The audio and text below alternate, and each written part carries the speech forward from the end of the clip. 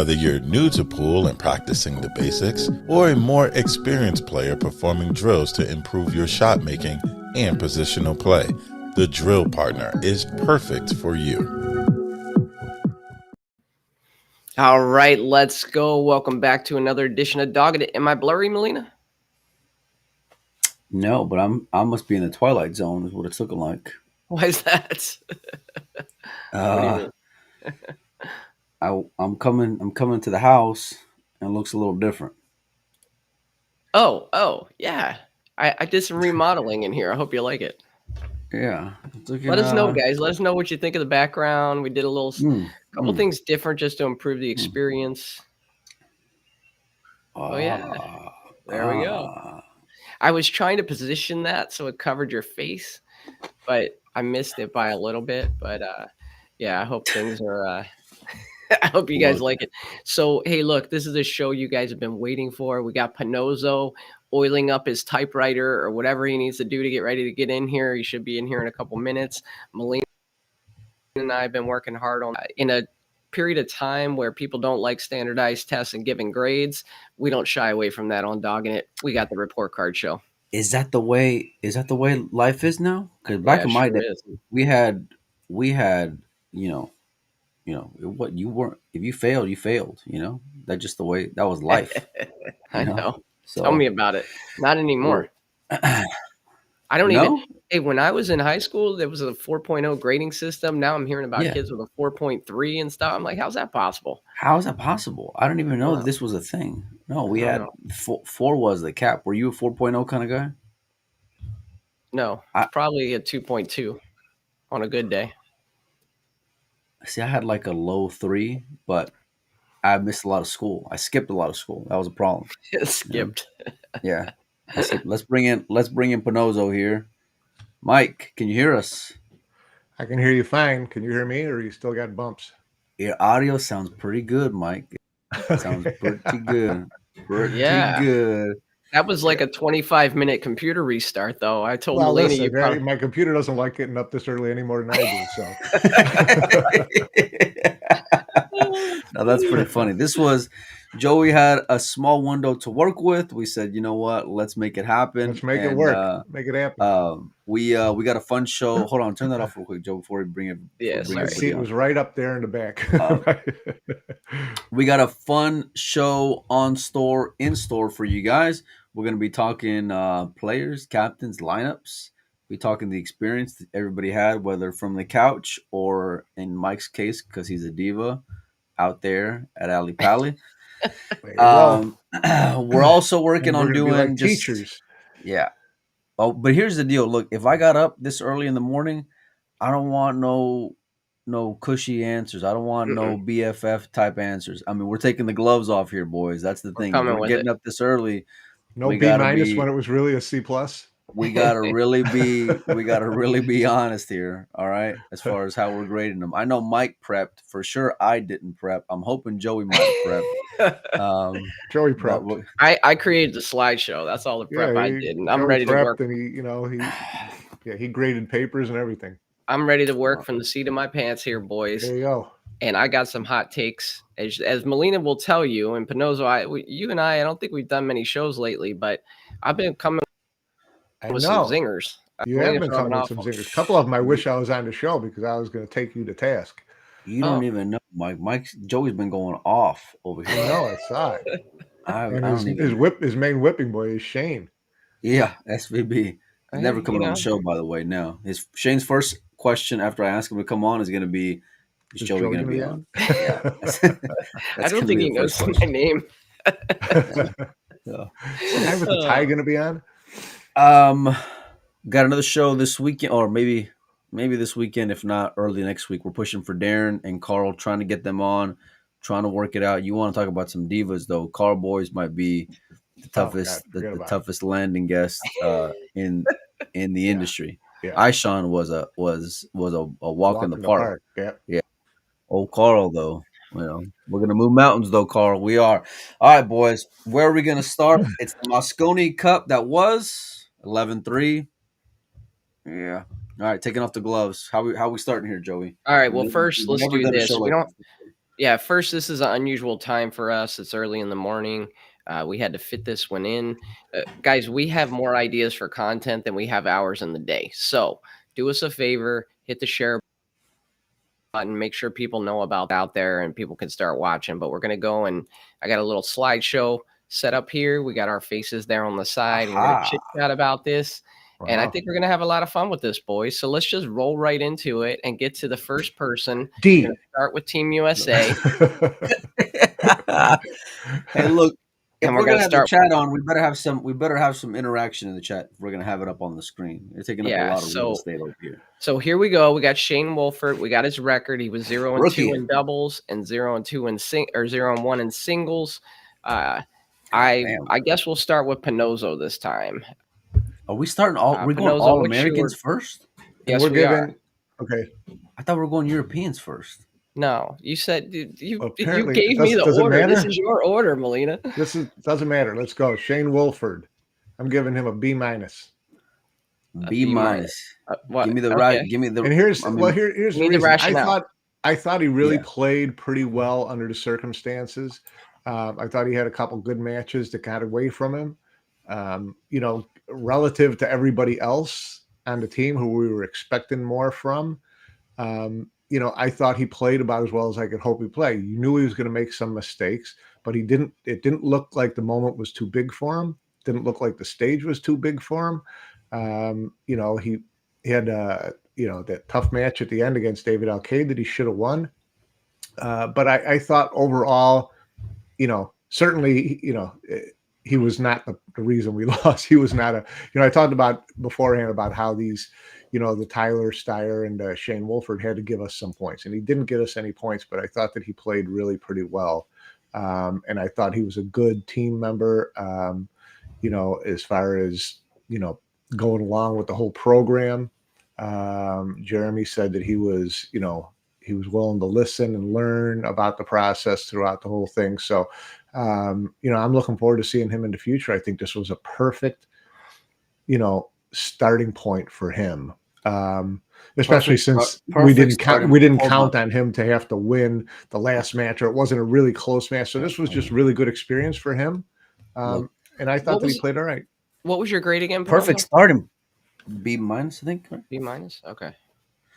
Perfect starting point for him, Mike. The guy's first match is whenever you're down 0-3, and his last match is whenever you're 3-10, and the guy's on the hill. Those aren't necessarily what I would consider a perfect starting spot for your Mosconi Cup debut. No, they're not. But I mean, let's face it. He played David Alcaide. He knew the team was eventually going to lose. He didn't have to be. There wasn't a lot of pressure on him in the David Alcaide match. Nobody wants to be the guy that is sitting there when someone makes the winning 9. Granted, but David Alcaide played okay. He should have won that match. So that ship had already sailed the dock. So I'm not going to be upset. It had, but he should have won that match against David, and I wanted to see him win just to get that W under his belt and get that confidence. But he kind of fumbled his way through that last rack. So but again, first time out there. I think you talked to the European players. I think they were all pretty impressed with how he handled himself out there as well. So I'll give him the B- is based on my expectations going in more than it is on a straight up report card. Joe, so go ahead, Mike. Give him a D. All right, I'm gonna go ahead. Step on the kid. I'm gonna give him a D+. And wow. And this. If Shane were here, or Shane's listening to this, I think he might even agree with me. And the reason why is it's not about he looked okay in the environment. He missed some shots that I guarantee if he had him back, he wouldn't miss, and he didn't expect to miss, right? And the fact of the matter is he didn't win a match. And I tell you, I loved everything about his preparation. He seemed to be dialed in. He seemed to fit in with the team. All this stuff that Pinozo said about him buying into the system, I'm in total agreement with. But you know what? We're not going to beat Europe if he plays that way over the next 5 years, right? So we're looking for guys to step up, get wins, and Shane needed to do a little more. And so I think he would probably give himself the same grade. to be honest, because I know What did you give him, a D? Worker, and he wants to get better. Did I say D? D plus. D plus. I used to try to sell my mother on that. Man, it was a D plus. It was almost a C minus. Yeah. Well, damn, Joe, go get a Snickers one of these days, man. Well, if he wins that singles match, then for me, he's up to a C. But he didn't. So, sorry. Well, if we're going by matches won, the whole Team USA is going to be D to yes. Yeah. Yes. See, this is correct. No. See, look, I'm not going off of wins and losses. I'm not going from the score line. I love that they're on the screen for a point of reference, but you know me, boys. I go against the grain here. I'm going the old eye test here. Okay. The eye test told me Wolford did pretty good, all things considered. I think he was in the worst possible position that you could be in every day, at least the first day and the last day, just as far as where you're coming out in, because you were basically just thrown to those animals out there that are Team Europe. You know what I mean? That show no mercy. And for me, watching him play, I think he showed all the heart and toughness that you can expect. The expectations for a rookie were never going to be very high, right? So I think even if you have guys who are in that 4 and 5 spot, Mike said it many times, you know, you're looking to get me a point or two. Now I know he came up short in that department, but for me, I look at it when you stepped on that stage in the first place. You know, he's never going to be that savior for you. You know, he was never going to be the guy to kind of, you know, get everybody out of the water, but he'll be a guy who can help swim and get you closer to land. And I think he did that. You know, there was obviously a bunch of not a bunch of mistakes, but a few mistakes and a few misses that he wished he could have gotten back. Yeah, well, but that's part of what you expect, you know, because we still see key mistakes from veterans, from legends of the Mosconi Cup, guys not named Josh Filler, right? You still see that no matter what. And guys who are much more seasoned and decorated and have their own individual titles than Wolford does. But like all things considered, I thought it looked really poised. You know, I thought, like Mike said, I didn't think the moment looked the better of him. And even spots where I thought, like, okay, this is going to be too much for you, or whenever you missed, I thought, you know what, that's just a miss. Like, he also came with some really big shots. I think about in the doubles match. He made a couple of really good shots. He made a couple of really big shots in key moments. He did. The cut with Federer when they're playing singles, when Federer had the world of position to get into and comes up really short. I think about just the big shots in the team match that he came with. And I know he dogged the 7-ball. These are things that he's going to learn from. Like I mentioned on the previous show, I don't think it was enough to kind of get him on to year number 2. I think you still got to go and earn it. But if I'm grading the kid just from that standard, I would say I'd give him a B plus, because I think that you overperformed what I thought you were going to go do when it comes to pressure.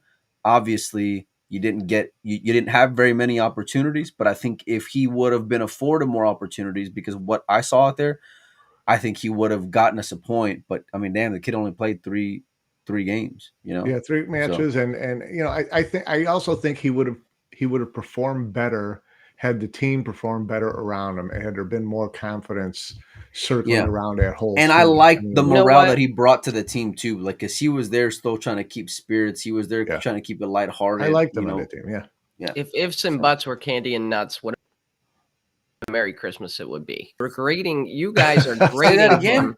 Can we get that? Can I get that on a t-shirt? Yeah, you guys are grading him based on a preconceived expectation that you had of him. Yes. And did he live up to that? And like, for me, that doesn't cut it. If we were to take a test today, man, you'd be a hell of a teacher, Joey, because everybody in your class, sweep the leg, Joe. Sweep the leg. I'm just everybody trying in your class isn't the A student. You would be a tough teacher. You would be giving some guys who are trying their butts off. I thought I was a tough D. You guys are grading on a curve. As good as your A students. You guys are grading on a curve, and you know what? I love the kid. I think he's going to be there for a while for Team USA. But there's no way you can say he was a B plus just because he looked the part, just because he didn't look daunted. Because I don't hold him to the same standard as I do these big names. I don't hold him to Shane's standard. I don't hold him to Sky's standard. I don't hold him to Josh's standard. You know, that's part of the problem with USA pool. Oh, okay. Here we go. We need to be held to that. Let's queue up handicap tournaments arguments again. Here we go again. All right. So look, we got a wider. Listen, we're 15 minutes in. We got a wide range of guys. Are we really? But boy, this guy's gonna wake up tomorrow. He's gonna say, "Shit, Mom, I'm in Joey's class." Yeah, man. Joey, I thought Joey would be the guy that. I can't wait to see what you're gonna do to Tyler. Oh man. Well, let's start with Red. No, Red. I want to see you, Red, because you're already coming in super hot. Look, hey, I love Tyler, one of my favorite players.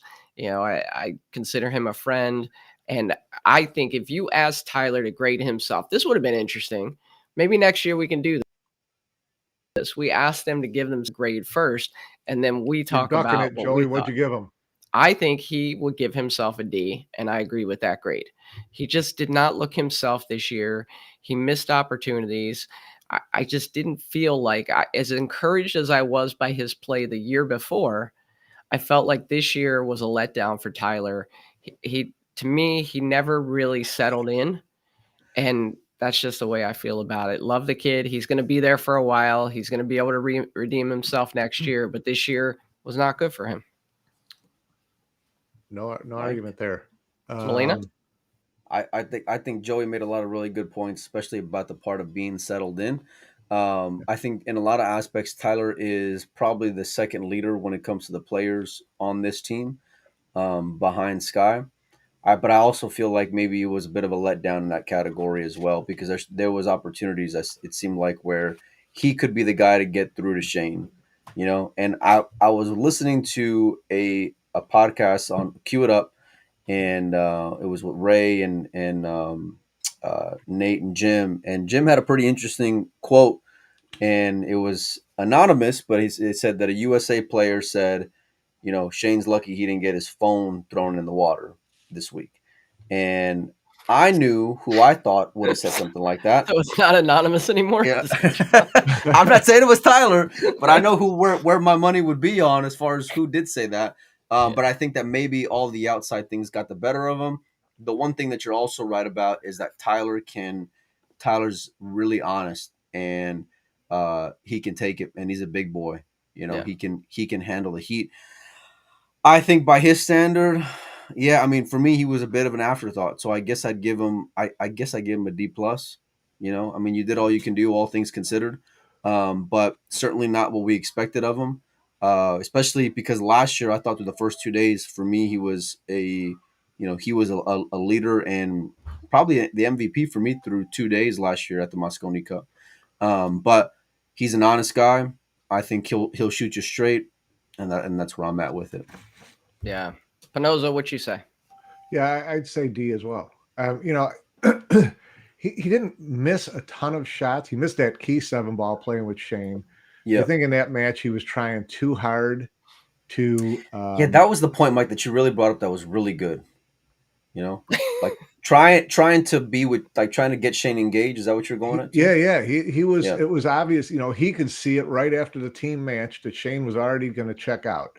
And he did everything he could in that next match, which was doubles, to keep Shane engaged. He was asking him about every shot. He was doing all that kind of stuff. And I think he just got caught up in that and missed the 7 ball that you shouldn't miss in a million years. And so they lose that match. And then he plays Albin's singles. And Alan. He plays Alan in singles. And Albin played great. And Tyler could not make a ball on the break. And he scratched. Yeah. And the way the whole match was going to me, the way the whole tournament was going to me, was summed up in he was down 4-0 against Albin. He goes up to break, makes 4 balls on the break, the whole tournament, and scratches. I'm so like, well, brutal. This is where we're at, guys. So you just have to deal with it. So he got some, he got himself. He was in some tough spots. I didn't see him drilling a ton of balls into the rail, but I didn't see him taking advantage of any little opportunities he had either. So I expected more out of him. I think that, this is, he was there in 2018. So we're talking about 6 years worth of Mosconi Cups. And but by now we're expecting more out of him. This is the expectations things, Joey. I did not expect the same out of Tyler that I did out of Shane Wolford. I expected a lot more out of Tyler. High five, buddy. I'm with you. Okay. I'm with you there. So I expected a lot more out of Tyler and got a lot less. I expected him to be kind of a difference maker with, if you have a big 1, 2, 3, I thought he was going to be that guy at that bottom 2 that was going to win you that match or two, that was going to be kind of a difference maker. And he wasn't there. I thought through the team event he looked pretty sharp, and when I first saw him come out and play, he stayed in he stayed in line. Yes, he's but it was like it was his rhythm, alongside the fact that it was against Josh. Now granted, Josh scratched in those first 2 matches, right? So that's, but he still had to get out. Yeah, but he did, and he looked poised. He didn't look like he was working to get out. Like he looked like all the work he'd done up until that point is what served him well in that situation. But outside of that, there wasn't a whole lot to take away that was super positive. That's the problem, Yeah. So. All right. So we got the grades for Tyler. We're moving on. Woodward. Pinozo, what you got here? Let's hear you roast him, Joe. Go ahead, Mike. It's Pinozo's turn. Hey, look, I turn the slides and I assign somebody to speak. Me? I'm assigning Pinozo. Okay. I'm C on Skyler, and that's probably gracious. He got thrown into tough matches, as we expect Tyler to do. We expected Tyler to be the same, Skyler to be the same Skyler we saw the last couple of years, last year and in 18 and 19. But every couple of years on Mosconi Cup, we get the bad Skyler, and he didn't look dialed in this year at all. And he didn't play a lot in the second half of the year, or the fourth quarter of the year. He was missing a lot of pool. I don't know if that had anything to do with it. He couldn't make balls on the break. I mean, we talked about, someone wrote about it in here. We talked about lag, how important it was to win the lag. We crushed them on the lag, but we couldn't make balls on the breaks, and the lag didn't make any difference. Yeah. So, but the lag game was on point. Yeah, the lag game. So, Skyler, he didn't win those matches to make up for the fact that Shane was checking out. That's, you needed Sky to be the leader, win some big matches, and to get everybody pumped up, because he can do that. He's kind of the team leader. He was the vice captain. I just didn't see a lot out of him at this event, to tell you the truth. Yeah, I got to jump in here, and I'm giving Skyler a C-. He did get her in the doubles match, and they slammed the beers, which was kind of one of the cooler moments of the event, even though I'm not a big beer drinker. But I thought that was fun at that point. But there was a lot of times where he broke dry in this tournament. And I think that's something that if you look back on one ball and a few of those breaks, he's got a good chance to get out and really change the dynamic of those matches. He didn't do it. And, again, a guy who plays with a lot of pride, I'm sure he would probably, if he was honest with himself, and which he would be, he would give himself a pretty low rating as well. But he is Skyler Woodward. And when we had the opportunities to kind of get back or claw our way back into it, and you saw Sky's name coming up, you're like, hey, this gives us a chance, right? And he just didn't get it done this year. But he'll be there next year, probably turn into A performance like he normally does. I mean, the way you're cutting guys on the team, he may not be there next year. If Joe was the captain, you may not make the cut, Sky. I'm sorry to tell you. I don't know. Maybe when the USA loses 11-3, you think everybody should be rated an A or a B. I don't know. I can't go there. Well, let me tell you. Number one, on the beer chugging grade, I'm giving him an F. And the reason why, if you're gonna be chugging beer on national television, if you're not gonna do it like Stone Cold used to do it, just don't do it. I wanted to see him crash them together, crack them open. Here's the inside scoop on the beer chugging. The inside scoop on the beer chugging was someone handed Federer a 4-stack cup that had like a half a beer left. So it looked big. And someone handed Sky. Sky said it was completely full and it was freezing cold, and I can't chug freezing cold beer.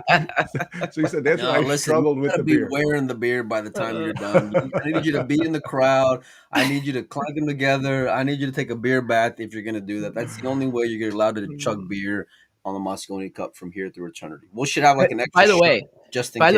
By the way, I On find it standby. so interesting. I find it interesting that the year that we lost and Europe won every leg, everybody was talking about that's why we lost, right? That was the whole reason. USA needs to practice Yes. lagging Well, all listen, year long. if we could break like we did last year and won all those legs, we'd have been up in a lot of these matches. You know, but we couldn't make, if you can't make a ball on a break, then winning the leg's kind of pointless, right? Yeah. I mean, there's some Joey Ryan takes right there. If we could break the balls good and erase the 5 and win the lags, we might stand a chance to win, huh? That's well, wait pretty a good, second. Mike. Could we say that about you? That if you won the lag and broke well, you'd win all your No, matches? not me, but I'm also Right? not out there on the Mosconi So, Cup, you know. We know it's about different expectations, isn't it, Mike? We circle back to the different Not with expectations. Joey, it's for black different and white. players. It's black and No white. kidding, right? Joey's the warden over I'm here. not going by the eye test. I'm not going by moral victories. I'm going by the fact that we lost 11-3. Nobody on Team USA really stood out. And speaking of that, let's move on to Federgorst. Melina, start us off. Yeah, I mean, these stats kind of go against what I was thinking, to be honest with you. 2-1 in doubles, 0-2 in singles. He was, along with Sky, like the hope, right? He was the big expectation. He was the guy that was going to get us through weather in the storm.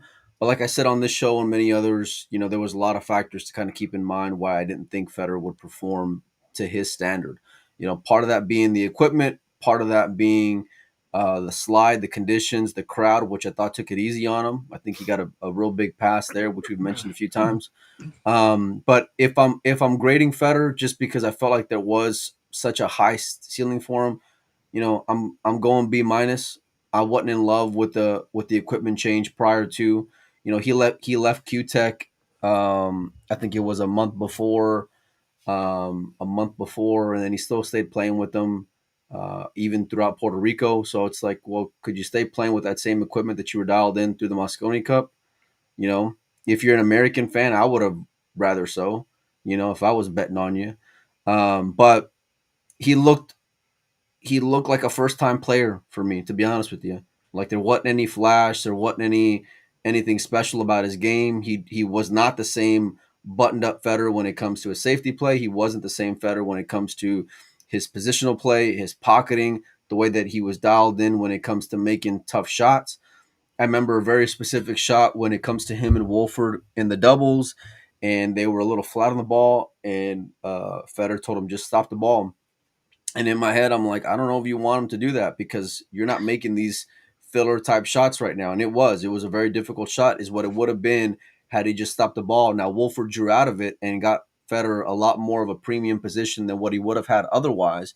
But he wasn't the same dialed-in player, but I don't think, I never expected him to be, if it was me. So. Yeah, the whole equipment change thing was interesting. And, you look at Federer switching from Q-Tech to the white carbon. You look at FSR switching to Q-Tech. And you understand why these brands want this to happen prior to the Mosconi, an opportunity to see your product out on the big stage and see the player play. But in this case, it really backfired. And that's to be expected. And this is not a knock on white carbon or Q-Tech. But it's saying that it's difficult to switch equipment right before the biggest event of the year with the most. You can't go into that event playing with a cue that you played with for 3 weeks or 2 months or whatever it is. You have to really be comfortable with that equipment going into the event. I can't understand for the life of me how you can put him in the Bs, Mike. That day 2.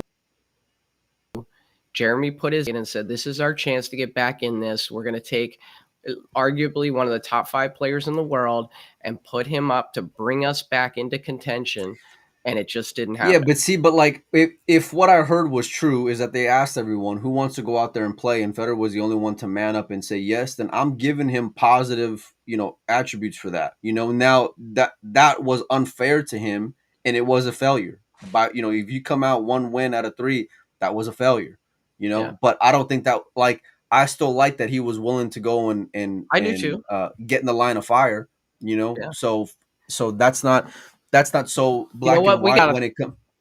Sorry, we got about 1,000 people in this country that would be willing to go and play for Team USA. That doesn't mean I'm giving them a B because they're willing to go play and get their head beat in. Okay. The fact that he's willing to step up on day 2, first of all 5 players should have been willing to step up on day 2 and play. If Jeremy says, hey, you're playing, you get in there and you play. The more I'm hearing you talk, Joe, the more I want you to be the captain of Team USA. But I gotta be real honest with you. I tell you what, I saw that when I saw the day 2 lineup, and we can always Monday morning quarterback this thing, and we're going to talk about Jeremy and Ralph at the end, and we could always Monday morning quarterback it, and we could say what ifs and what could have should have happened. But when I saw that lineup for day 2, I was excited because I thought the USA had a chance to get back in this, and if you ask better, he just didn't perform. That was a big ask. He didn't perform. He blew his chance against FSR. He should have won against FSR. What do you attribute that loss to, Mike? You've seen a lot of guys miss balls in big spots. Yeah, he didn't get on. He still should have made the ball. He didn't get on that last. Knew he was running out. You got to assume that that's nerves at that point. When you're 2 balls away from closing out the match, and you come up short on position, still have a shot that you should make, and you missed the shot. It's the same shot he missed against. Was it Filler? Filler. The same shot. So that stuff's in there, and that's going to happen to even the best players in that atmosphere. But still, to me, he was like a ball away from winning 2 out of his 3 matches. Then Mike, we were one game away from winning 5-4. Right. So there's a lot of that stuff to come in. He had a chance in the team match to win that for Team USA when it was 4-4. So he missed a couple of those opportunities. By the same token, he did play really well in the 2 wins that they got. So I thought that he, this is another one like Shane Wolford. I think this was a great coming out party for him. If we're going to get waxed like that, then it was a great situation to have. 11-3. That was a great win, guys. Good. I just think that now he's prepped for next year. He will be much more comfortable next year. He'll be a much better player next year. As far as this year, I'd give him a C. He was up. He was up for every match he got into. He never got down. He loved playing with the team. You could see that. And he's an alpha guy. I mean, he's not a team sport type of guy, I don't think. But he took on that role for the week. But there's a difference, though, Mike, as far as how that's going to get you there in that team environment. Like and we're going to get to a guy who's a prime example of that in SVB. But is that going to serve him well? Because I thought, watching him out there, that the dynamic, the energy amongst the other guys seemed to be pretty well, all things considered. Yeah, no, I think the dynamic between the other guys was really good, and I think Federer was like front and center in that. He liked that atmosphere, and he's still getting used to it. We've seen it in Mantram events in this, but he's still young. He doesn't have the pedigree Filler has, but he's got the talent. And when he hits that level, look out. So for this year, I'll give him a C just because we wanted so much more out of him, and he's got that talent.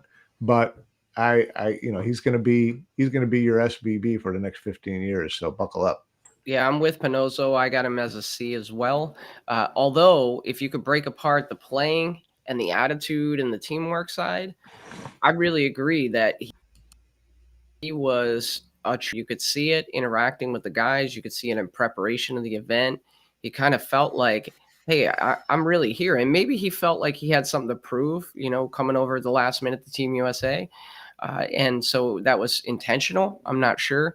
But I liked it, and I thought that, hey, he's going to be a part of Team USA for a long time, and he's going to be a team player. So look, you can't. There's a strong comment in there from our YouTube, and you can't argue with consistently missing big balls against big opponents. Filler, Jason. You talk about Francisco in the Mosconi Cup. That's a trend, boys. Well, hold on. Hey, listen, when pressure gets ratcheted up, you got certain guys that close, that are killers. It's a good point, right? And so Josh, in comparison, Josh didn't miss those shots, right? Josh came with every shot. Look at Federer. He also made some crazy shots that you're looking at and you're like, wow, that's why we have him on this team. You know what I mean? Like, he'd roll up on shots sometimes, And it was kind of, he made some filler shots, right? And then he missed a couple opportunities. The 7 ball that he missed against FSR, he's not typically going to miss that shot. And in fact, I'm surprised, because you asked Penozo, Molina, why he missed that shot. I'm surprised you didn't go back to your shot clock comment from before, because that was a big factor in that. He was out of an extension. He rolls up on the 6 ball. He's got to lean over the table. He go to get his cue extension, changes his mind, probably because of shot clock, and then punches the 6 ball in. Doesn't get. I mean, listen. I think I don't know how you can watch him play pool and not realize that the shot clock is an issue as a part of his game. It just is, And we asked. I asked him about it whenever we were out there in Dallas. He didn't seem to agree. I thought for the most part he handled it well, but when it really came time to it, and there was another instance where I saw him, he didn't even have his jump cue ready. Where it's like that's something that guys are coming out with put together throughout the whole, like when they're walking down the stage, and so. Yeah, I mean, it's just, I don't know, disappointing. I agree with Nate in the chat here. I'm giving low grades. You guys are giving higher grades. I don't know how we can give such high grades when the team just didn't turn out. So moving on, we got to keep this thing rolling. Shane Van Boening, 1-1 in singles, or 1-0 in singles, 1-1 in double. Lena, let's start with you. What you got on Van Boening? You're going to start with me with SVB. It's an F. It's an absolute F. It was a and I love Shane. I got a lot of respect for Shane. Shane knows that. But it's been one too many years where you talk about body language. It's been one too many years when you talk about being disengaged. You're out there with 4 other grown men. Nobody needs to fucking babysit you to get you back in line to get engaged. Don't be what Earl was last year. Don't be that to this team this year. And he was to a lot of extent. You saw that on camera. You saw that whenever he wasn't around. And then you also heard that, like I said, when I was watching that show the other day, and Telfer says that somebody said, Shane's lucky he didn't get his phone thrown in the water.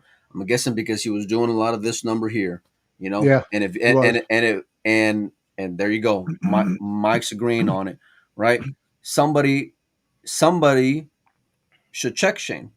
And I think a lot of that ownership and accountability lies on the shoulders of guys like Sky and Tyler. But at the same time, it's also not their job to babysit somebody either, And Shane knows this. He's been told this before. It's not his first rodeo. He should have been more engaged. We all know his talent. Nobody wants to go out there without him, right? We know what he can do. But you don't lose the game in the first match. You did when he took the life out of him with the way that he acted afterwards. At the end, I loved that beating Josh, but at that point it was already, for me, it was very bittersweet because it was like, well, where the fuck were you the whole rest of the tournament?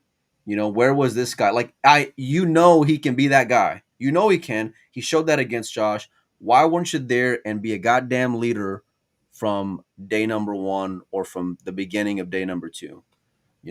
So I like I said, I got a lot of love for Shane, but this was an absolute failure of the highest degree, and it's a shame. It's so funny because you're questioning my ratings being too low on some of these players, and you're going higher, and I'd actually go a little higher on Shane, even though I agree from the attitude standpoint, it was an F, right? But I mean, the guy did win 2 matches for us. He beats Filler in a singles match. I mean, I got him at like a C- in terms of talk about grading on a curve. in terms of play. I really do. Joe is trying to get him back on the show, Mike. It does not mean that I think he's good for Team USA or that he should be on the team in future and on that. And a lot of people, I've gotten hate mail because of it, that a lot of people are like, you're crazy that you don't think he should be on the team. But some people thrive in a team environment. Some people thrive in individual environment. And we know he thrives in an individual environment. So, but the fact is he did win 2 points for us. And so I can't really see giving him an F, but I do agree that his attitude was probably an F in this event. I got him at a C. Penozo? I got him at a D. only because I really enjoyed watching him wax filler. But the, by then the horse had already left the barn. So, it didn't make much difference at that point. And his record, if you're going strictly by record, Joey, then yeah, it doesn't look all that awful. But what he did to the team with that record was disastrous. He took the team down with him after the first team game, after the first match. And that's, that's something that doesn't show up on the balls made scorecard, but you got to include it. You got to include it on grading them. So it was just not good. And someone's, you guys talk about guys picking him up and whatever. We'll talk about where I think that blame lies when we get to the next one. But as far as performance goes, I give Shane a D. Wow. I don't know what you're hinting at, Mike, Mr. Captain Obvious over here. No pun intended. But we are gonna get a little further down the line here in a little bit. Team USA. We're 40 minutes in. We got through Team USA. Good job, boys. So we gotta keep this train on the tracks here. Let's keep on cruising along with Team Europe. David Alcaide. You know what? I thought we were going coaches next. Sorry. No, I think we're saving that. We're saving that till the end. For the very end. I'll be honest with when it comes to David, I got to give him an A+. For me, I think he was a bit counted out and not even on the radar like through the first 6 months of the year. I remember, and I said this a few times, we were going to have like a top 10 European players list, and he earned and won his way onto that team. I thought he played pretty stellar. For me, I think he was the best breaker of the entire tournament out of everybody on both teams. Didn't get a lot of looks, but it's because you're playing with 5 big names, big alpha monster players. But whenever it was David's time, David showed up. David delivered. I'm a big David fan. I think he's a leader, and he's just a fucking winner, man. What are you gonna do? Yeah, I'm gonna go with an A+ for David as well. He plays this event. The last 2 years, he's played it with a chip on his shoulder. Last year, is because of the decision with Federer Gorst, and this year, I think he's still thinking that. And he just played great pool. He broke the balls great, and it's one of those things where you don't expect him to come out and win every single match and play perfect. And I don't know why. Like, even when we interviewed Federer before the event, didn't he say something like he wanted to play Alcaide, Mike? I think he did. He did, and he said because it's an easy win. It's an easy win. Well, I don't know what David Alcaide he's talking about, because this guy is not an easy out in the Mosconi Cup, and he keeps proving it year after year. So I'm in agreement on an A+ there. Pinozo? I got a B. He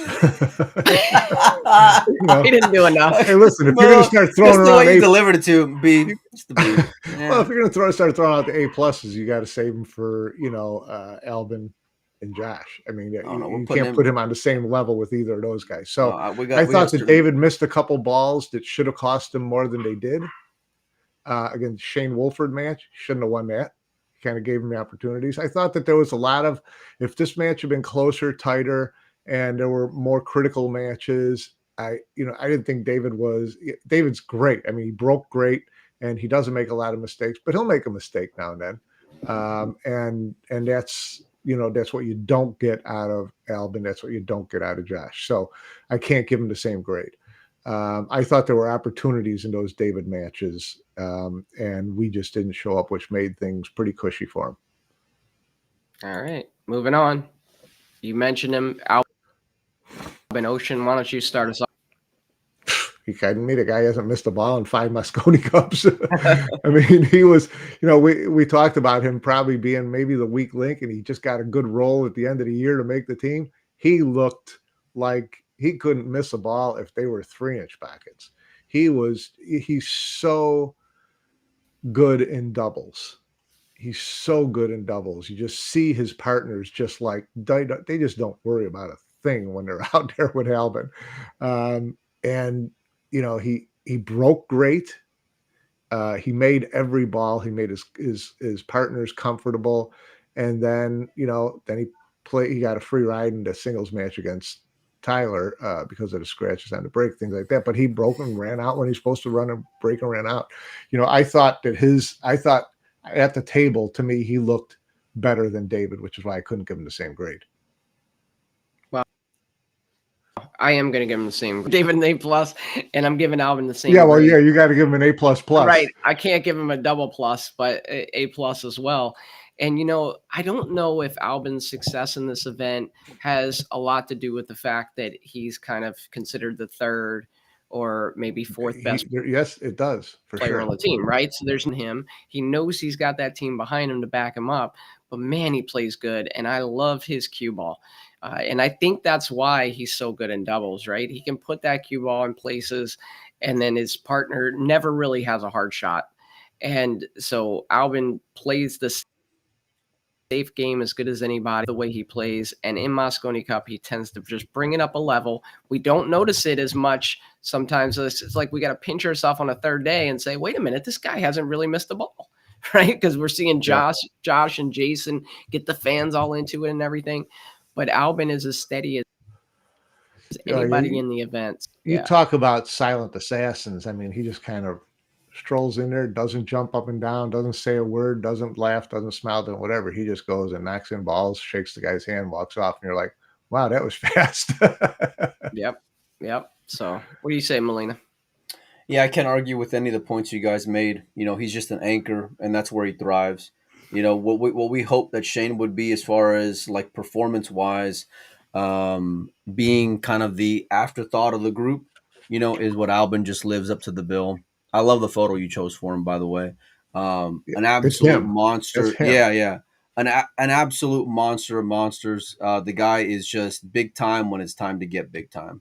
That's just the thing about Albin. It don't matter. Like World Cup of Pool, World Championships, anytime the guy's deep in a tournament, watch out because he's a guy who can get there. He knows what it takes to win. He makes smart decisions. The conditions don't get to him. The moment doesn't get to him. I don't see anything rattling him. And I think that he was very much the guy to keep everyone even more at ease just because of his lighthearted demeanor and the way that he just performed. They depend on him. They know what they're going to get from Albin, and he delivers. So I tell you what, a lot of people, and we'll get to Ralph record in a little bit, a lot of like even Jason put out, he racked the balls and kept time. But one thing Ralph Eckert did is he picked Albin Ouschan. So we can't forget that. He got gifted Albin Ouschan. Yeah, wait, didn't he choose him? He was a wild card. He was a wild card, but I mean, if Albin doesn't take second place in Hanoi, but still, there were other options at that point. Yeah, at that point there were other options, and he had said that Albin was not in the equation before Hanoi. Yeah, wasn't even on the sheet. Credit to Ralph for that one. FSR. Let's start with you, Joe. No, start with me.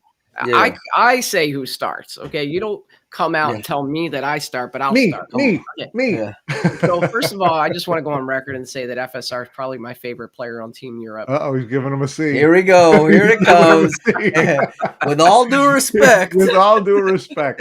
Dude, I'd love to have him for dinner one night. But I am going with a C for FSR. He was the weak link for Europe this year.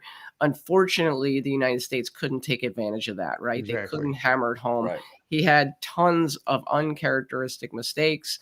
We know he had some health issues leading up to the event, the equipment changed a lot. And, we talked about the equipment before, but just the mental side of changing cues. Even if you play exactly the same way with the new equipment, when you roll up on a shot, you're like, I hope this plays the way I think it should play, right? And so that comes into play in this event. And I really think that he's going to get back on track and be the player that we know he can be. But this event was probably a letdown for him, and he'd probably give himself a C as well. But I have him at a C. Penozo? 100%, same thing. He did not play well. C is actually pretty nice because he did get a couple wins, but he shouldn't have. He really didn't do a whole hell of a lot. Other than he played pretty well in the doubles match with David because they're so comfortable together, and David was playing well. But he was a guy that Team USA could have really taken advantage of this week for sure. Yeah, could have was the operative word there, but they didn't, and I think a lot of it is, changing that equipment kind of at the last 11th hour, And then just what that does to you mentally once you start having balls missed. Last year you'll know, if you guys remember, I think he scratched on his very first ball that he shot, and then he comes out and has a pretty decent performance out there in Las Vegas. I think it was just a combination of all those things when it comes to the equipment, and then just it just kind of snowballed on him before it was able to get any kind of traction. The good thing is that you got 4 other monsters there with you who know how to get you across the finish line no matter what. He was definitely gifted that match by Federer, no doubt. And then I guess he would have ended up 1 win and 3 losses if that would have been the case. But yeah, I'm with you. I think by his standard, he'll say he was disappointed as well. I think C+ is about right. He brings a good energy. He's reliable with David. And let's not forget, he was also the number 1 ranked player for Team Europe. So he's been pretty comfortable in that position for quite a while. I still expect him to see him back next year, and you got a lot of room for improvement there for sure. Well, I would think that I think he will get back to his old form. I mean, he dominated. So I think he's going to have to make it on points. Yeah. Well, we said that about a guy like Kachi, who wasn't even a team player, and look how much a couple of wins just brought you back into the automatic category. Yeah. So so you're saying if he's going to have to be one of the top 3 European points winners this year to make the team. That's a tall order. Well, the problem is, and I guess we'll get to this at some point, but I expect 2 rookies to make it in off of points for Team Europe, and then where does that leave Jason, Albin, and Josh? That's the thing. I know. We all know where it leaves Jason. That's not even a question. Yeah. So there's 1 wild card spot up for Team Europe if Jason doesn't make it on points. So yeah, and Jason could make it on points like he did this year. We all talked about how he was going to be the hand-picked guy no matter how poorly he played, and he ended up making it on points. So good for him. But good for him. I think Francisco has to make it on points. Let's keep on rolling, Joe. And on. Yeah. Josh. This guy lost twice. How can you possibly give him an A? How can you possibly give him an A when he lost twice, Joey? If it's a straight up black and white. I'm not going to give him an A. I'm going to give him an A+ because the stuff this kid can do on a pool table is unbelievable. It's not about potential, Joey. It's about results. He lost 2 matches. Black and white, Joe. Black and white. Be consistent here, Joe. Be consistent. Like we saw it in person last year in Las Vegas, where he rolls up on a ball. He's got to fire it in. He's off the rail. Does anybody make long shots off Miller? I don't think so. I don't think I've ever seen a person. No. All right. And no. It's one of those things where if you're on the rail and you have a long shot, players change the way they hit those shots to give them a more, a better possibility of making the shot, and they'll compromise position. Not Josh. He'll just fire it in 100 English, come 3 rails, and get perfect. It's a spectacle to witness. And as a pool player who's been in, some big matches before, and knowing the pressure and hitting, knowing how hard it is to hit a ball that perfect, and he does it over and over and over again. Unbelievably impressive thing to watch. I wanted US to come back in this so I could see even more Josh Filler, because he was that good in this event. And so hats off to him, A+. Mike? See, I don't go on a straight thing, so I'm going to give him an A. Consistency, Mike. Yeah, A. I mean, he's just he scares the shit out of anybody he's playing against and all their fans. He loves that stage. He's we've talked about it. He's an absolute monster. Even the matches he lost, it's not like you looked at him drilling balls into rails. He didn't break all that great this week. And still, if he got to the table, you were in trouble. Yeah, he's just an amazing guy to watch. He's carving out a Mount Rushmore legacy out there at the Mosconi Cup. No, in pool period. I mean, the guy's he's legendary already. Yeah, it's unreal what this kid's ceiling is, and how long that he stays up there. And he will not avoid a match. No. We talk. Listen, we're talking about Shane saying, "I want to stay away from Josh." Josh will say, "I'll play anybody, anywhere. Put me in 5 times. He don't care. He'll play whoever. It doesn't matter the stage, the situation, the moment." If you ask any of those guys, if we ever got to a point where it would be a captain's pick, that's who it'll be right there. It'll be Josh. Even if he's not on the team, they'll bring him in for the captain's pick. They'll phone a friend, bring him in. Absolutely, I'm with you. Yeah, the guy is just on a whole other level. I'll call Qatar and have him come in for the match. Yeah, fly him on in. We need the dub. No, I mean it's legendary. It's the guy's just incredible, an absolute incredible thing talent. I said after this, though, you talk about Qatar. The thing I said after this is what a shame it would be if Joshua Filler never plays in another Mosconi Cup because of the ban from the WPA. I'll tell you what. And then American fans ought to be real happy about that. No, not pool fans. He'll be back. Not pool fans, but he'll be back. Oh, now you're saying he'll be back, Mike? Because you were the last few months you were saying. Well, you know what? Did you see the post yesterday by Pia Filler? I did, yeah. With her hand over her face talking about the funny things people say. The first 2 comments were about why Josh is going WPA. Yeah. And they say that you people make us laugh. That to me was the first sign I've seen for them saying, no, Josh ain't giving up TV for funding from the German Federation. Yeah, maybe.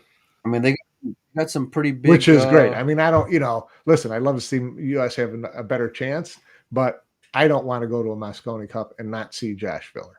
Ever. No. Agreement. I want to see that guy play every event possible. Yeah. He's an absolute phenom. The highest of grades, valedictorian.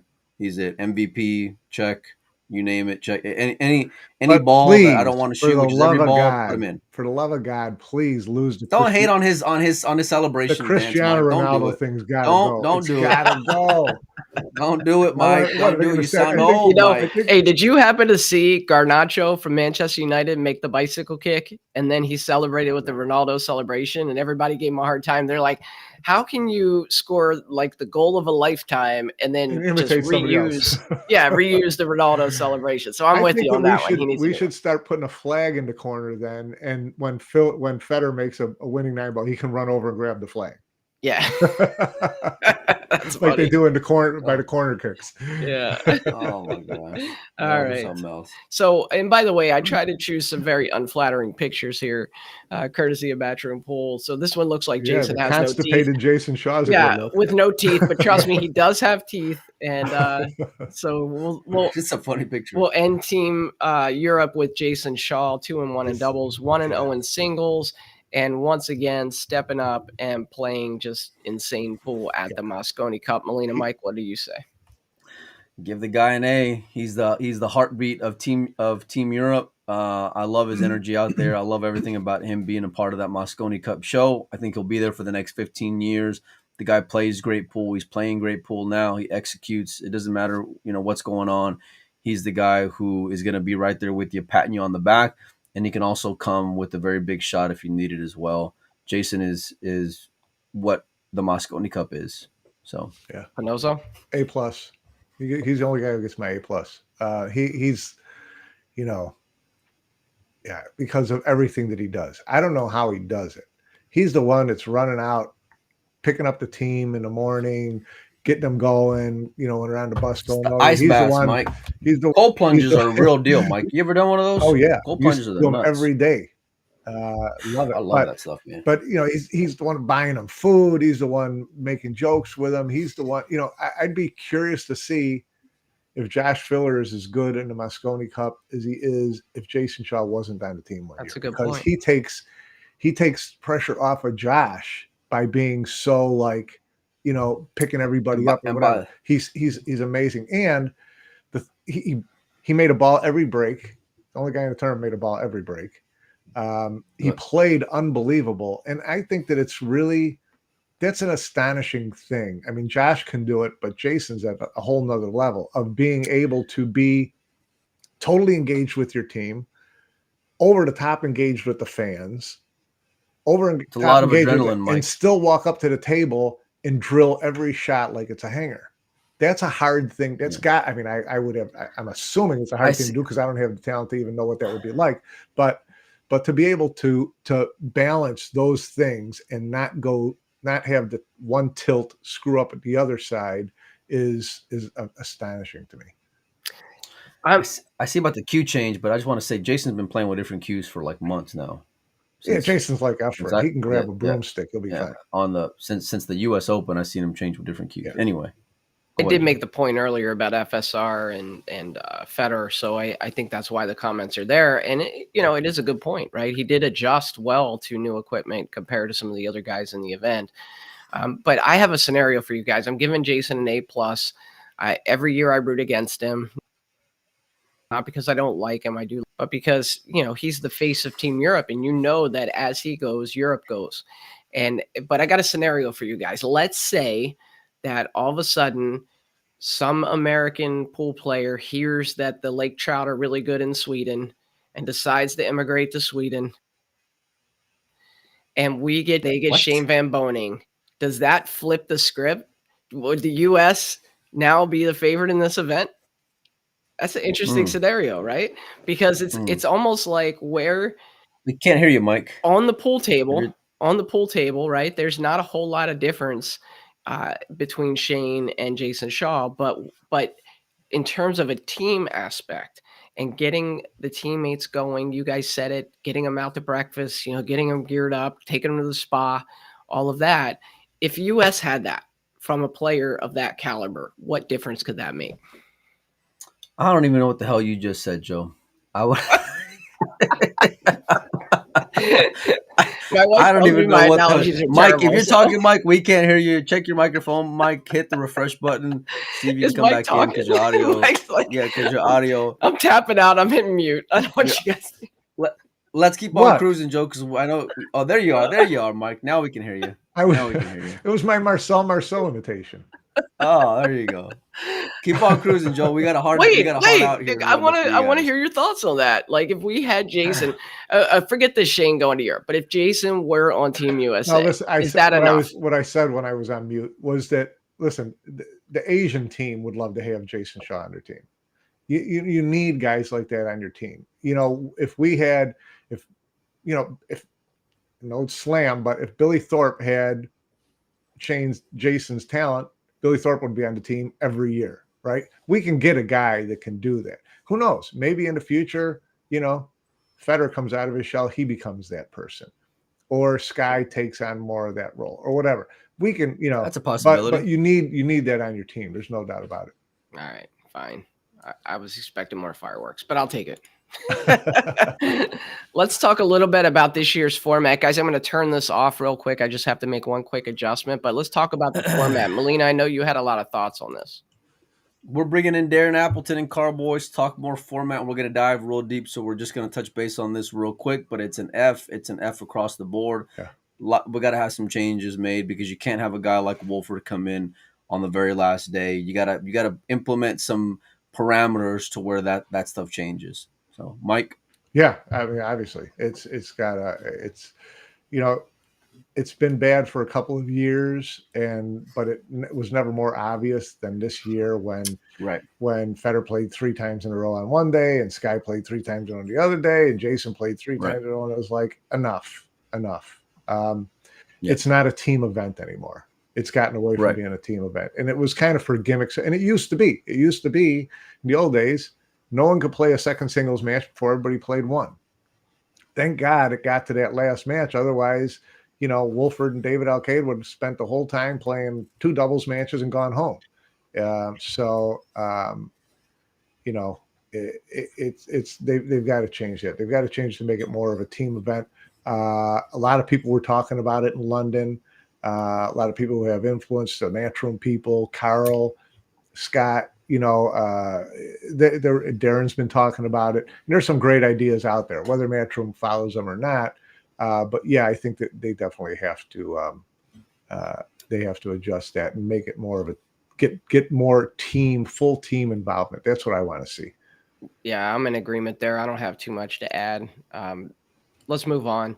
Melina wanted to talk about the at-home viewing experience on DAZN, in-person experience at the Pally, and the commentators and punditry. Melina, what were your thoughts on this? Well, we got to get to captain. So for the sake of that, I'm going to say what's my honest opinion. It was all great. Everybody did a fantastic job. The zone was great watching here from the house. How was the And commentating? I didn't hear the commentating because I was there. Scott, yeah, the whole team did great. It was a real treat. I really, you felt like you were hanging out with, a few guys just talking about pool. Like I don't want to be talked to. It was like I was talked with. Yeah. And so I really appreciated that. And all in all, I mean, it seemed like just great from being at the house for sure. Yeah, I mean, to Matt Poland's point up there, it's still a bummer that it's on DAZN. We can't just share it on Facebook and have somebody tune horrible. in and watch. It's horrible. This is my bitch about it. I wanted to do free DAZN to people who subscribe to BD again this year. I wanted to do that because we did it last year, and it's something, it's not a profitable thing for me to do that, but I wanted to get more people watching it. I sent you guys gift subscriptions, right? You guys couldn't get in. Mm-hmm. It was impossible. So we ended up not doing it. And so DAZN, please, Matchroom, find a different delivery system in the US than DAZN, please. Yeah, I agree. Because it's just, I mean, even if it works well, it doesn't bring anybody new to the game unless they have DAZN already and they're looking for boxing and stumble across pool and all of a sudden become a Federgorst fan. But you're not bringing new people in. So they've got to find a substitute for that in the US. Look, I pay for DAZN. There's a whole bunch of other sports on there I never ever watch. Even snooker, I don't really take the time to watch it, and I'm a Q Sports person, so it's kind of to me, I completely agree. I will say, as one point here, that Scott Frost, I thought, did an amazing job for his first time on that stage. I don't think people realize how hard that is, right? Oh, yeah. To go from being to do a little bit of commentary on pool matches to all of a sudden being like a commentator and a stand-up interview person, pundit, it's not easy. It's not easy at all. And you could tell he was really nervous and really, there were a couple of times I felt like I listened to a couple of intros, things like that. He was a little stilted, a little, he's sitting there. You could tell he was thinking really fast, see what he can come up with. It's really, intelligent to say, and he just needs to be himself, and he'll get there very quickly over time. But it's a difference when and no offense to any of the streamers in the US, but you go from an upstate Al production of a streaming match in Ohio to the Sky Sports live, in front of the TV, and here's the mic in your face, and someone asks you a question. That's a whole different level of getting into it. I thought Scott did great. Guys chewing on chips in their commentary. No, I thought he did look a little nervous at times, but I thought he settled in nicely, and I think he's going to be a really good addition to that team. Be great. Yeah. So, but will he be there next year? Since we're talking about Josh and them, will he be there? I don't know. So you might notice the spelling error here. I got my Sukays and my Eckerts mixed up. I think he spells it PH. He does. But, maybe it's a little subtle, intentional thing. But Europe wins 11-3. Ralph Eckert, thoughts on his performance first year captain? I don't even think you can grade him. It's kind of like a pass fail thing. Yeah. And, he would be the first one to tell you that he was really nervous before Albin and Jason closed the door on the wild card picks, made it that easy for him. It could have been real interesting, last year's team out there. And once he got last year's team out there, he was also smart enough to know, just stay out of the way and don't F it up. These guys know how to practice together. They know each other well. They bond well together. They know the format better than I do. That's why the biggest reason I wanted to see Team USA get off to a hot start was I wanted to see Ralph have to coach, and he didn't have to. All he had to do was put his feet up and wait for Emily to drop a $40,000 check in his lap. I mean, that's a pretty good gig. Said he was the highest paid Christmas tree ornament in London. What say you, Melina?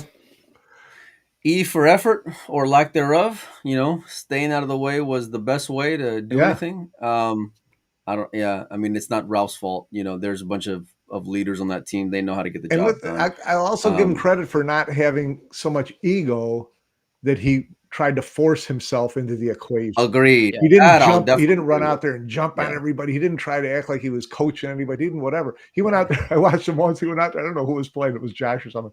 He walked out there. The guy was sitting there between racks, and he looked at him. The guy looked at him, and he nodded his head, and he stood there, and he folded his arms for 6 seconds, and he walked away. And I was like, that was the best coaching job I ever saw. Yeah, well, if you watched he was mapping out his next trick shot. Yeah. Half the event. Yeah. Well, if you're watching it on the zone, right in the first team match, Carl Boyes is talking about how he looked out of place. He didn't really know what to do. And I thought that was really interesting to kind of point that out so early, yeah, he did look on. out of place. He did look like uncomfortable. Yeah, but almost like he was invited to a party where he didn't know anybody. Yeah, but it was almost like, I don't know, like did Carl not think he should be the captain or something? It was just kind of odd the way that was pointed out. And I think you guys hit the nail on the head. He knew enough to keep his ego out of it and to stay away. And there we go. So Pinozzo, we know you got to run. Let's get on to Jeremy Jones. Go ahead, Mike. Oh, no. Mike I already said mine. Yeah. E for effort. Yeah. Well, Go ahead, Mike. E for effort goes to Jeremy too. I mean, we all love Jeremy. We all love what he's trying to do. We all think that no one bleeds red, white, and blue, and will give more time to the players and try to get everybody on the same page and all that stuff more than Jeremy does. But and he'll be the first one to tell you, listen, it's like a baseball manager. You lose 4 years in a row, you're out. And one thing that I will criticize him for, I mean, the lineups were kind of, he messed up a little bit this year. A lot of people thought, just as he did last year. The main thing to me was, we talk about Shane and all the people who should be like, the other team's mates should be like trying to pick him up. This is the captain's job. The captain's job is to get everybody in a team format and ready to play when the first ball is struck. And this team wasn't ready. And he couldn't make the adjustment. Shane's got to be a really tough person to go knock on his door at 9:00 at night and start screaming at him, which, I don't know if JJ screamed at him, but he did go and knock on the door and tried to, pretty much dress him down. But I just don't think it's there as getting the most out of this team that he can get. And we know where the bar is set. We've seen the bar in the US. Okay. And this is not at that bar. Yeah. Joe. Yeah, Pinozzo, I know if you have to run, we can catch you next time. Yeah, go ahead. Go ahead. I want to hear what you got to say. No, I mean, look, I'm not as harsh on. I'm not going to give him an F. I'm not even going to give him a D. I'm going to give him a C. And yes, you can second guess a lot of the decisions that he made at the event. When I was watching them come out, I was like, look, he's trying to get us back in this thing. But I saw the preparation leading up to the event. Right. I saw hints at some of the challenges he was going to have with Shane leading up to the event. And I thought that he did everything he could do to get them prepared in the short time period that he had to get them prepared. Did he? Yeah, I thought so. Now, the players have to make balls. Okay. The players have to make shots. Federer missing the 7 ball. I mean, he's going to make that 99% of the time. He misses that shot. And then all of a sudden it's like, how did Jeremy put Federer up for 3 in a row? Well, if he makes that shot, he wins 2 out of 3 and Jeremy looks like a genius. Right. So, I mean, I think a lot of the criticism that's fallen on Jeremy, there are things. We didn't play Sky and Shane together. Okay, that was our best pairing. They never played. There's certain things that were brought up on the Cue It Up podcast by Raymond Linares. Great points. But I still think that Jeremy did a decent job with the team. I'm not going to say that he did a bad job. So the only reason I'll disagree with you on that is that, we talked about it with Ralph. We wanted to see Ralph have to coach. Okay. We got to the point in the tournament really quickly where we needed to see Jeremy coach. And we didn't it's not X's and O's, Pinozzo. We can't switch to a zone defense. 100%. 100%. It's not X's and O's. It's getting them out there and ready to play, changing their mindset, getting them out there pissed off, fighting mad, whatever it is. Not doing fake, fisherman reels and high-fiving after you make a 9-ball in the break when you're down 4-0. There's a culture. It's a culture of the team to be out there. And Jenny said, he's a good cap and we need a bad cap. Maybe that's it. We need stronger, tougher, meaner. Yeah. And, you talk about getting them ready to play. The way I looked at it was, and this is no criticism again, because everybody does it their own way, was 5 days of doing stuff in public and having public events and raising money. Is that the way? Maybe that's not the way you got to train a team. Maybe you got to put them in a bunker and not let them out for 7 days. So something like, so it's just things like that. Those are the things. Well, that I think, but I got to blast you guys. Thanks for everything. Okay. Thanks, Spinoza. Good show. Yeah, good comments. Thanks. Yeah, I mean, when it comes to that last half of it, I mean, look, that I want to just address a couple of things. Number one, when it came to raising money, look, they raised $25,000 for a children's charity, and that was for, I want to say, from 4 to 7 p.m. And this was after, whenever we were there, the 2 days prior. This was after like 10 hours each day. Yeah. Prior to, and they had already been there before we got there, I think 2 days prior as well. So they were already training. But, 3 hours out of a week, it got a lot more publicity than it did actual time. On top of that, what people don't know is that all the players agreed to stay there after to continue to practice even after the event, right? So they continue to stay there and play even after they left. This is at 7 o'clock at night or whatever until whatever it was, 10 o'clock in the evening, just to continue to get more table time. And when it comes to, us being out there and whether or not that should have been public, I guess that's everyone's opinion to be had. I know that we were very respectful when it comes to their time. I think a lot of the footage that we got was very much in the moment.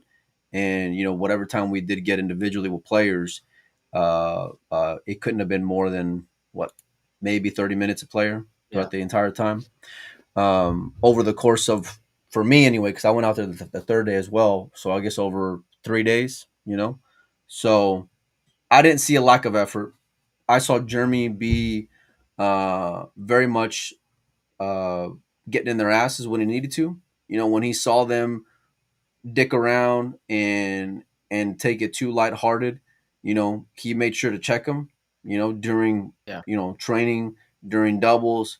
Hey, let's get into it. Hey, no talking to the other team. I was surprised. Yeah, me too. I was really surprised that it was. Yeah, he was. And it wasn't just like, I'm going to say it. He didn't say it for the sake of saying it because we were there. Right. He didn't say it for the sake of saying it because if a camera was on or whatnot, he didn't give a shit about that. He said it for the sake of, he wanted to make sure that, he got the best out of that moment that he could with those players and try to recreate it as best as he could within that. But the in-game decisions, I feel like, look, I know a lot of guys are very much have their say as far as where they want to play and how lineups go and things like that. But at the end of the day, the buck stops with Jeremy. Yeah. And he's the one that is going to have to, and it could have been the same thing. If the Europeans take a bath, guess what? Your first excuse is going to be to Ralph because we saw they performed the year prior. Yeah. So it's they obviously wanted more. I think every player wanted to give better, if for nothing else, for besides the pride and representing your country, but for Jeremy, because Jeremy, he's put his heart and soul into it. Yeah, you could tell. Yeah. We were there, we saw it. And I'm not here to give a pass to him. Listen, you were 11-8 with Earl. 11-3 didn't cut it. 11-3 isn't going to cut it. Jeremy's a big sports fan. I think he realizes that, that it's not going to – I'd be surprised if it got him another year personally. I said before the Mosconi Cup that I thought anything short of a win with this lineup, it was going to be tough for him. But even more after seeing that flat effort come out to him. Now, when it comes to the egos and personalities of the different players and all that shit, it's not easy because of, and I'll go back to it because Shane is a different kind of player to coach. You know, you went in there the very first night, I think, and or whatever Shane gets there, and we're driving home, and it was like 10:30 at night, and you're like, Mike, I'm concerned. I'm like, what? I couldn't fade Joey after 12-hour day, you know, and I'm like, Joey, what is it, man? He's like, well, you know, it's Shane's over there practicing by himself, and I'm like, and that's just Shane being Shane, you know. I've known that, you know. Shane's never been one to buy into that kind of team training or any of that stuff. It's never been him, but they needed him more than ever this year. You and I debated that for a good 10 minutes on that car ride. Oh, we got yeah. I wish the cameras would have been on during that car ride, because me and Joey were chirping at each other. You know why though, Mike? You know why? Because I played on teams. I played on pool teams. We do this East First West thing in it's called the Squirrel Cup out in Phoenix. You know, there's a Vegas Arizona thing where we compete against each other. And I've been in those environments where we had 5 better players, I felt like, than the other side, but we didn't come together as a team and we got beat. Right. And so I just had that concern, and you were a little tired. People don't realize how cranky you get, but we're driving back and it's a cultural and you're thing. cranky. And I'm sitting there telling you, hungry, I got major sleepy concerns for Team USA based on what I saw from Shane coming in late, being all by himself and everything. And you're like, nah, it's just the way He's he a is. workhorse. It's fine. Don't worry about it. You know, it's just Shane. And I'm like, look, you got to come together as a team to win one of these things. And you just completely blew me off. So I'm glad you brought that up now that you were wrong. Thanks. Well, I wouldn't go so far as saying that I was wrong, but obviously the experiment didn't work. All right. And listen, and part of being a great leader is being able to adjust and manage personalities. You know, the adjustments that were made, if that was the Federer lineup or listening to Shane and saying, I don't want to play on day 2. Yeah. You know, at the end of the day, if you're a fucking leader, you got to say, no, Shane, not only are we going to hold you off until day 3, but I need your ass out there and engage and, you know, help pick up this team on day number 2. Yeah. You know? And so at the end of the day, the buck's gonna fall with Jeremy. Yeah. It just is. You know, and listen, I like Jeremy a lot personally. I got the world of respect for Jeremy. Same. A lot. And but it didn't work out the way that anybody had hoped. I'm still real proud of Team USA for a number of different things, you know, individually. But this was a bit embarrassing how they showed up out there in the UK, you know. And as a unit, you win as a team, you lose as a team. And I know we graded guys differently, but they dogged it. They did together, you know. Somebody should have stepped up and been a leader. Somebody should have stepped up and made in-game moves. Somebody should have checked Shane whenever they needed to, picked them up when they needed to, right? And it's unfortunate, but it's part of what you signed up for. Yeah, you know. And so it's not because you're never going to see Shane not work as hard, but it's the type of work that you're doing. You know, if you have 5 guys doing 5 individual things, they're never going to get here. Yeah. You know, and that was the problem, at least the part of it. So what I will say, we got more shows lined up for in the next few days as well. I got something to say before you get on. Hold on, real quick. Okay. Oh, I just got a point about that. So okay. Yeah, go ahead. So have you seen the movie Moneyball? Oh, I love Moneyball. Great movie, film. And I've been seeing I'm not a big movie guy, but I've been seeing Moneyball. A lot of these reels come up, and I guess it was Billy Bean. You know, he comes into the coach's office and he's basically like, "Yeah, that guy's out. You know, don't start that guy." And he's like, "Well, you know, he's my best player." And he's like, "Well, he's traded to the Indians or whatever." And you're starting, you know, this guy and at Hatteberg. You're starting Hatteberg at first, and it's like. That was my point all along about Shane. And I think at some point, if Jeremy gets another shot, I think he really strongly needs to consider that. Like figuring out the right combination of players. They might not be your best players, but they might be your best team. So look, there's a big difference between trying to turn Jason into Shane versus knowing and realizing the effect that Shane has on the other players and getting him at least visually, optically there and performing and engaged. There's a big difference. I'm not saying he's never going to be Jason Shaw, but you're right. You're right, Joe. That's one of my favorite movies, actually. One of my favorite sports movies. Yeah. Yeah, man. But yeah, look. So Jeremy, we reached out to Jeremy, or Jeremy reached out, and so he's still coming back from Europe. We're gonna try to get him on this weekend, and hopefully, I think Friday. Friday might be tough, but I'm gonna try to shoot for Saturday if we can. Maybe probably in the evening. And then we're gonna try to get Carboys and Darren Appleton, and we're just gonna dive into the format. And I hope you can make it, Joe. We're gonna try to schedule it around that time. And it's interesting because these guys, Carl and Darren, they're both European Mosconi Cup legends, or at least Darren is anyway. Yeah. And but they have a very passionate take, surprisingly, even given this fact that they won. They're rooting for Team Europe. So we're gonna have them on as well, hopefully. And yeah, we got a lot of great shows planned that I'm looking forward to. I still want to do an end of year show, Joe. So I'm gonna start working on categories for the best some of the awards. year. Let's do some dogging it awards. We need to have some fun ones too, like who dogged it the most this year. Oh, that's gonna be a good one, especially now like after seeing the like Mosconi one Cup. shot in one moment, the biggest dog of the year. Are you I have Team one in USA mind on there? already. Oh, okay. No, but listen, all jokes aside, I am real proud of Team USA, and they didn't deliver, and they did get 11. They did go out there and get their ass whooped, and it was embarrassing. But I really appreciate what they did for those kids, what they did for those fans, what they did for raising that money. They signed a lot of things, and we would have hoped for a better outcome. We were all rooting for a better outcome. It just didn't happen. So, but anyhow, we'll be out there next year. Show. Hopefully we didn't break any hearts. And but guys, let us know if you like the new setup here with the scrolling sponsors. Thanks to our sponsors. You've been seeing them all show long. Franco Custom Cues and all the folks up in the top left and bottom left corner. We couldn't do this without them. If you want to support us on Patreon, head over to patreon.com/doggingit. We'd love to have you over there as well. And big things coming in 2024. Keep your notifications on.